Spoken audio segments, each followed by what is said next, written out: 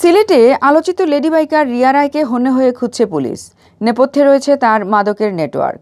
Private car থেকে মাদক উদ্ধারের ঘটনায় রিয়া ও তার বয়ফ্রেন্ড সামির বিরুদ্ধে বিমানবন্দর থানায় মাদক আইনে মামলা করেছে পুলিশ সামিকে গ্রেফতার করে জেল হাজতে প্রেরণ করেছে। সোমবার পুলিশ বাদী হয়ে মামলা দায়ের করে। গ্রেফতারকৃত আরমান সামি নগরীর মীরাপাড়ার শামসুল ইসলামের ছেলে আর রিয়া রায় নগরীর কুমারপাড়ার মন্দিরগলির ঝর্ণারপাড় এলাকার রামু রায়ের মেয়ে। পুলিশ জানায়, বিলাসী জীবনযাপনের পাশাপাশি সামি ও রিয়া মাদক ব্যবসার সাথে জড়িত। চতুর সামি তার প্রেমিকা রিয়াকে বাঁচানোর জন্য পুলিশের সিগন্যাল না মেনে কিছুটা দূর গিয়ে প্রাইভেট কার থামায়। পুলিশ গাড়ির কাছে যাওয়ার আগেই রিয়া পালিয়ে যায়।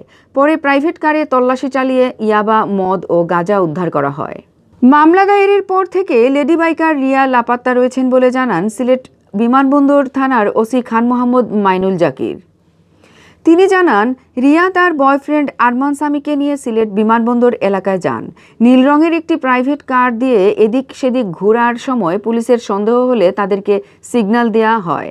এ সময় তারা সিগন্যাল না মেনে কিছু দূর গিয়ে গাড়ি থামান। তখন গাড়ি থেকে এক তরুণী দ্রুত নেমে যান। পরে গাড়ি তল্লাশি করে মাম পানির বোতলে রাখা 500 মিলিগ্রাম মদ, ইয়াবা ট্যাবলেট 10 পিস ও 2 পুরিয়া গাঁজা পাওয়া যায়। আটক সামি এ সময় জানায়, গাড়ি থেকে নেমে পালিয়ে যাওয়া তরুণী তার প্রেমিকা রিয়া রায়।